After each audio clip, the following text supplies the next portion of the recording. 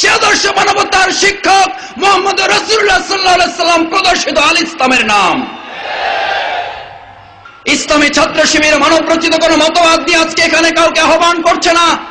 আমরা আহ্বান করছি ইসলামের পতাকা তলে সকল ছাত্র সমাজকে ঐক্যবদ্ধ করে একদল সৎ, যোগ্য, আদর্শ, দেশপ্রেমিক মানুষ হিসাবে দেশের সামনে উপস্থাপন করার জন্য আমরা সেই চেষ্টা চালিয়ে যাচ্ছি।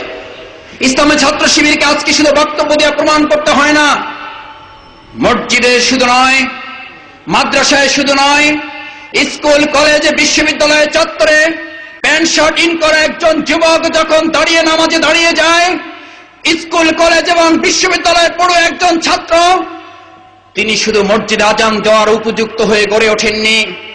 বিশ্ববিদ্যালয়ের একজন ছাত্রকে, কলেজের একজন ছাত্রকে ছাত্র শিবির কোরআনের দাওয়াত দিয়ে তাকে এমন ভাবে গড়ে তুলতে সক্ষম হয়েছে, মসজিদে আজান হয়েছে, মুসল্লি হিসেবে মসজিদে গিয়ে হাজির হয়েছে, গিয়ে দেখলো যে মসজিদের ইমাম সাহেব কোনো কারণে অনুপস্থিত। ইসলামী ছাত্র শিবির স্কুল, কলেজ, বিশ্ববিদ্যালয়ের একজন ছাত্রকে কোরআনের আলোকে এমন ভাবে গড়ে তুলতে সক্ষম হয়েছে, ওই মসজিদের মুসল্লির শূন্যতা পূরণ শুধু নয়, ইমামের শূন্যতা পূরণ করার মতো যোগ্যতা ছাত্র শিবির তাকে তৈরি করে দিতে পেরেছে। বিশ্ববিদ্যালয়ের একজন ছাত্র, প্যান্ট শার্ট ইন করা একজন যুবক মসজিদের ইমামে দাঁড়িয়ে গিয়ে ইমামতির যোগ্যতা অর্জন করতে পেরেছে। ইসলামী ছাত্র শিবির আর কিছু দিতে না পারলে অন্তত আমরা বলবো এই দেশ পরিচালনার জন্য আমরা এমন কিছু তরুণ, এমন কিছু যুবক উপহার দিতে পেরেছি। আপনি পিতা, আপনি অভিভাবক, আপনি মৃত্যুবরণ করার পর আর একজন আলেম ভাড়া করে নিয়ে এসে আপনার জানাজা পড়ানোর প্রয়োজন হবে না। আপনি কি চান না আপনার সন্তান আপনার কবরের পাশে দাঁড়িয়ে বলুক আল্লাহুম্মা কুর রাব্বিরহামহুমা কামা রাব্বায়ানি সগীরা?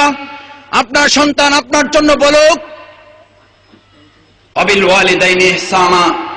কোরআন আপনার সন্তানকে আপনার সাথে ভালো ব্যবহার করার যে শিক্ষা দিয়েছে, কোরআন শিখানো ছাড়া আপনার সন্তান আপনার সাথে ভালো ব্যবহার করতে পারে না। ইসলামী ছাত্র শিবির একজন তরুণকে সাথে সাথে মেধাবী হিসাবে গড়ে তোলার পদক্ষেপ নিয়ে এই সুনামগঞ্জ জেলা থেকে ইসলামী ছাত্র শিবিরের ঢাকা বিশ্ববিদ্যালয়ের সভাপতি, ইসলামী ছাত্র শিবির ঢাকা বিশ্ববিদ্যালয়ের সভাপতি যদি সুনামগঞ্জ জেলা থেকে উপহার দেওয়া যায়, আজকে ছাত্র শিবির সুনামগঞ্জবাসীকে বলতে পারে এই সুনামগঞ্জের সকল মেধাবী ছাত্রদের নেতৃত্ব দেওয়ার জন্য ছাত্র শিবির ছাড়া বিকল্প কোনো সংগঠন হতে পারে না।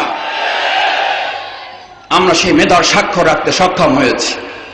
আমরা মেধাবীদেরকে নিয়ে সংবর্ধনা করছি, আমরা মেধাবী ছাত্রদের জন্য ট্যালেন্ট সার্চ প্রোগ্রাম করছি, আমরা মেধাবী ছাত্রদের জন্য লজিং এর ব্যবস্থা করে দিচ্ছি, তার জন্য টিউশনি ব্যবস্থা করে দিচ্ছি, বৃত্তি প্রকল্পের ব্যবস্থা করার মাধ্যমে একজন গরিব মেধাবী ছাত্রকে আমরা তার সহযোগিতা করার জন্য তার পাশে গিয়ে দাঁড়াতে পেরেছি।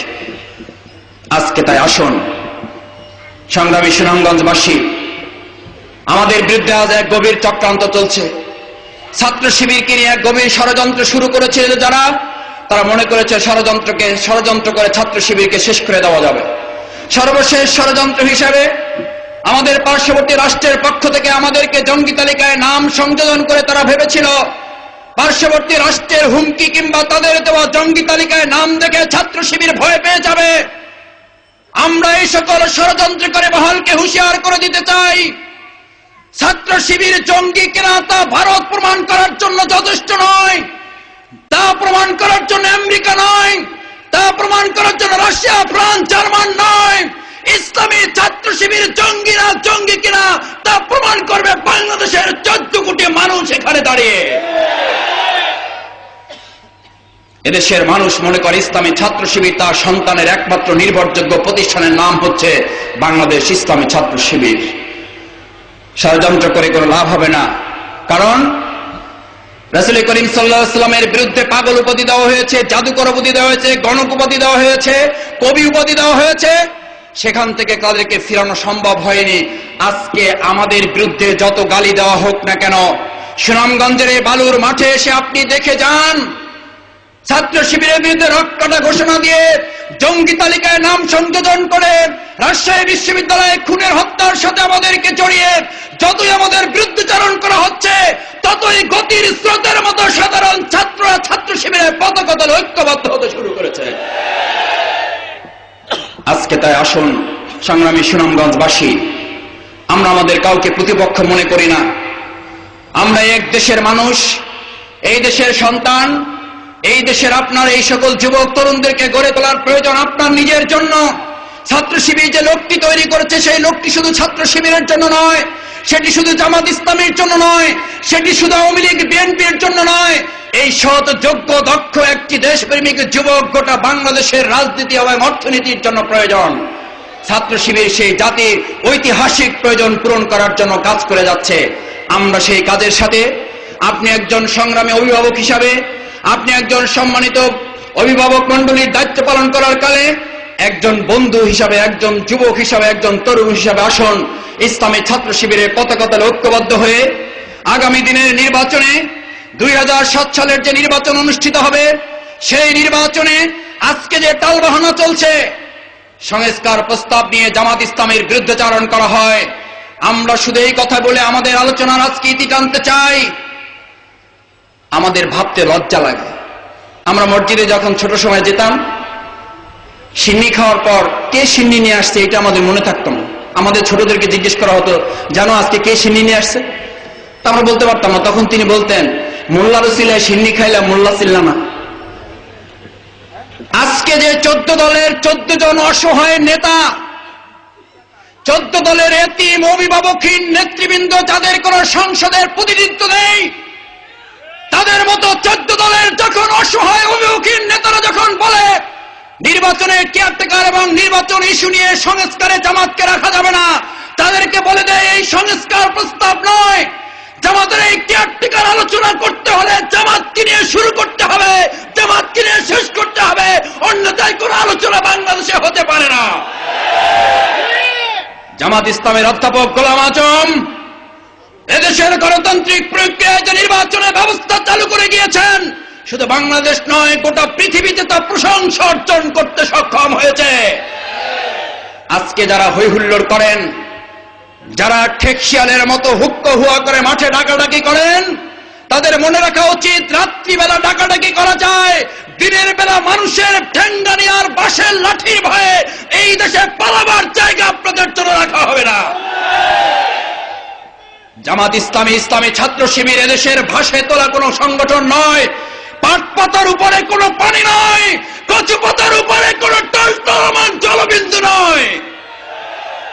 ছাত্র শিবির এদেশের গণমানুষের ভালোবাসার একটি ছাত্র সংগঠন। এই ছাত্র শিবিরের বিরুদ্ধে কথা বলা মানে হচ্ছে জাতির বিরুদ্ধে কথা বলা। ছাত্র শিবিরের বিরুদ্ধে ষড়যন্ত্র করা মানে হচ্ছে গণতান্ত্রিক বাংলাদেশের বিরুদ্ধে ষড়যন্ত্র করা। ইসলামী ছাত্র শিবির আগামী দিনের নির্বাচন নিয়ে যারা বানচালের ষড়যন্ত্র করছেন, 2001 সালের নির্বাচন নিয়ে ষড়যন্ত্রের জবাবে ছাত্র শিবির এক ঐতিহাসিক দায়িত্ব পালন করেছিল। 2007 সালের নির্বাচনে ছাত্র শিবির তার চেয়েও দ্বিগুণ বাহিনী নিয়ে এক ঐতিহাসিক উজ্জ্বল ভূমিকা পালন করে তারা প্রমাণ করবে এই দেশ পরিচালনায় জামাত ইসলামী, ইসলামী ছাত্র শিবির ছাড়া বিকল্প কোনো রাজনীতির প্রয়োজন নেই। সেই উদাত্ত আহ্বান জানিয়ে আজকে এখন থেকে মাঠে ঘাটে পথে বাড়িতে অলিতে গলিতে প্রত্যেকের দরজায় কর্নার এনে এই সুনামগঞ্জ জেলা মানুষকে বলতে হবে, আসুন, মানব রচিত মতবাদ নয়, কোরআন এবং ইসলামী মানব জাতির একমাত্র রক্ষাকারী, একমাত্র শান্তির বার্তাবাহক। আমরা সেই আল ইসলামের কথা বলার জন্যই ইসলামী ছাত্র শিবিরের বিরুদ্ধে অব্যাহত ষড়যন্ত্রের প্রতিবাদে আজ এই ঐতিহাসিক কর্মী সম্মেলন গোটা সুনামগঞ্জবাসীর জন্য এক আলোকবর্তিকা হয়ে ভূমিকা পালন করবে। আপনাদের সহযোগিতা, আপনাদের ভালোবাসা, আপনাদের সংস্কারের উদ্দেশ্যে সমালোচনা, এই সব কিছুকে আমরা পুঁজি হিসাবে গ্রহণ করে আমরা আপনাদের পাশে দাঁড়িয়ে আমার প্রিয় সুনামগঞ্জ জেলাবাসীকে জাতির প্রয়োজনে এক আদর্শ হিসাবে জেলা হিসাবে গঠন করার জন্য আমরা সবাই ভূমিকা পালন করব। এই উদাত্ত আহ্বান জানিয়ে আমার বক্তব্য শেষ করছি। আল্লাহ হাফেজ। বাংলাদেশ জিন্দাবাদ, বাংলাদেশ ইসলামী ছাত্র শিবির জিন্দাবাদ, সুনামগঞ্জ জেলাবাসী জিন্দাবাদ। আসসালামু আলাইকুম ওয়া রাহমাতুল্লাহি ওয়া বারাকাতুহু।